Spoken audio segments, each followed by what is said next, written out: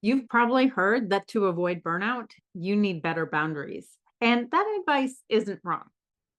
But in clinical work, it usually isn't the thing that actually solves the problem because burnout in this field isn't just about how much you're doing. It's that your brain isn't getting clear signals that what you're doing is making a difference. And when that's missing, it becomes really hard to stay motivated. And in a minute, I'm going to show you exactly how I end my day in a way that actually makes it feel like a win, even when nothing is fully done. But let me explain what I mean. You can work an entire day. You show up for your clients, you run your sessions, you handle what comes up. And at the end of the day, you sit down to relax and something still feels off. It doesn't really feel like you've gotten anywhere. And if you're like most clinicians, the thought that starts to creep in is, are you actually making progress with your clients? Is what you're doing with them even working? It's easy to assume that the problem is something like you need better boundaries, or you need to be more efficient, or you just need to stop thinking about work so much. But that's usually not what's actually happening. What's actually happening is that your brain isn't getting consistent reinforcement. And as a behavior analyst, this is something that I have a lot of experience with. Behavior is shaped by reinforcement. We repeat what feels like it's working. But here's the part most clinicians don't realize. Clinical work is structured in a way that makes that really hard. You're often working with the same clients or families for months, sometimes even years. Progress isn't linear. Sometimes things improve and then they regress. Sometimes you do everything right and you still don't see change immediately. So even when you're doing meaningful work, your brain isn't consistently getting the signal that what you're doing is working. And when effort isn't reinforced, your motivation naturally drops off. And the work you start to feel harder than it actually is. And this is actually where most burnout advice starts to fall apart because if you don't change this piece, nothing else actually works. In a minute, I'm going to show you the shift that makes your brain actually recognize progress, even on the days that feel like nothing got done.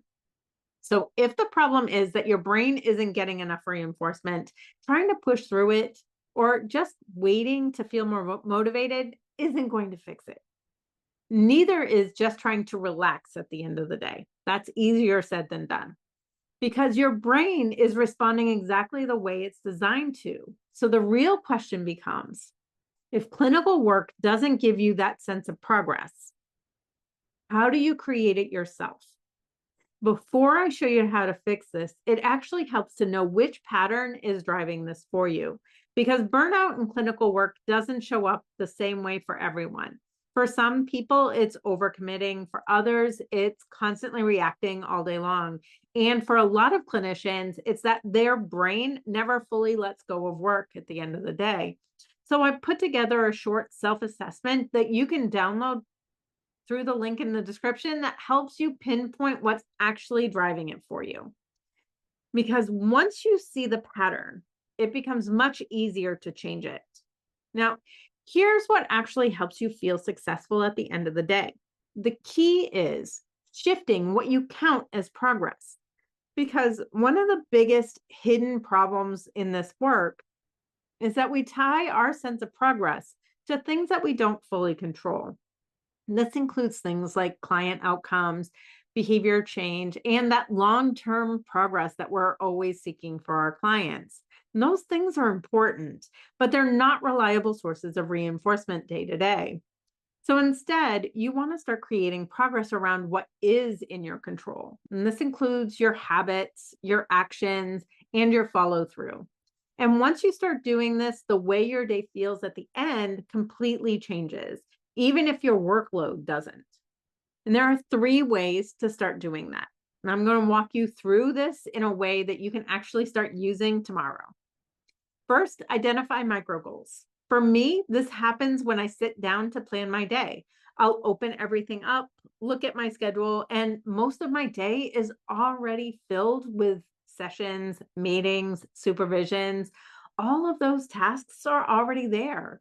And then everything else, it's just in my head or maybe on a sticky note somewhere. The notes I still need to finish, the parent I need to follow up with, something I need to adjust for a client, that thing that I said I'd get to later, and now I can't remember what that was. And I'm usually telling myself that I'll fit all of it in somewhere, but there's no clear place for it. So there's no clear finish to them. So it just kind of sits there, taking up mental space. And that's the kind of work your brain never registers as completely done. So what I do is I take a few minutes to be intentional about my day.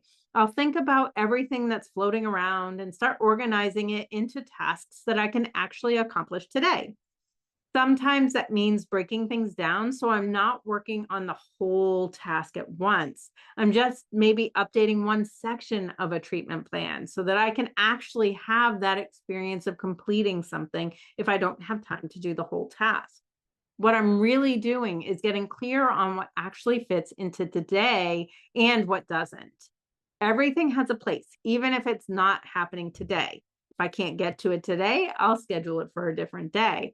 And this is where things start to shift because now your brain has something it can actually recognize as progress. And then the second strategy I use is turning some of this into habits. So these aren't just tasks, they're habits that I start to integrate into my day. When I'm planning, I'm also thinking about how I want to show up, not just what I want to get done. I'll choose a few things that I want to be more intentional about. And that might be something like trying something new in a session instead of relying on my standard approach, or slowing down and actually individualizing something instead of just moving through a template, or using a strategy that I've been meaning to try in parent training. And those just become part of what I review for the day. I'm not deciding in the moment if I feel like doing them. They're already there, and there's a prompt so that I can actually act on them. It's not just about whether everything got done. It's about whether I showed up the way that I intended to. And so the third piece is the one most clinicians skip, but it's the reason your day never actually feels done. Most of the time, what your brain sees at the end of the day is everything that's still open, the notes that you didn't finish, the things that you didn't get to, and what's still there waiting for you to finish maybe tomorrow if you get around to it. So, of course, it feels like nothing is done. What I do instead is really simple. Before I wrap up, I go back through my day and I look for anything that actually moves something forward, and I just check those off. And once those are checked off, my brain can actually see it, that something made progress, that it moved forward. And that's what creates the sense of progress and closure, even when the clinical work itself isn't finished. Your brain needs visible proof that your effort made a difference. And when you start doing these three things, defining micro goals, building repeatable habits, and making progress visible, you're giving your brain something it's not getting naturally in this work. You're giving it consistent reinforcement.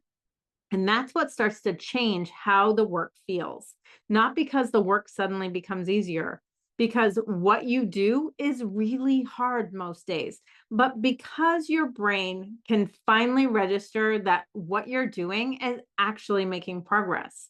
And this is the part that made the biggest difference for me, because I realized I didn't actually need to finish everything to feel good about my day.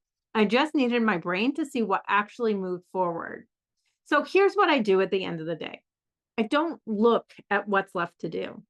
That list is never ending and it can feel overwhelming. Instead, I look at what I actually did. I go back through my day and I intentionally check off everything that actually made my work move forward. It's not just the tasks, but how I showed up in my work.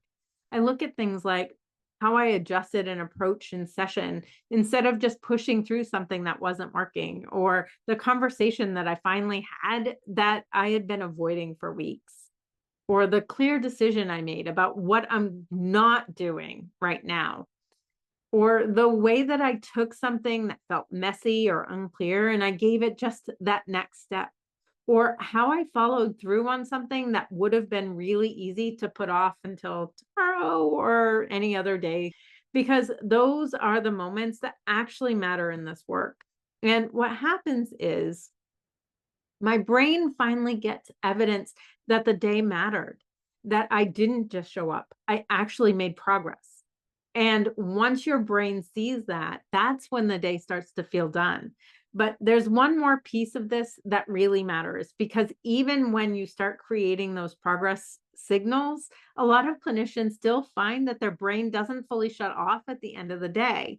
You sit down to relax, and your brain is still running through clients, conversations, things you need to follow up on tomorrow.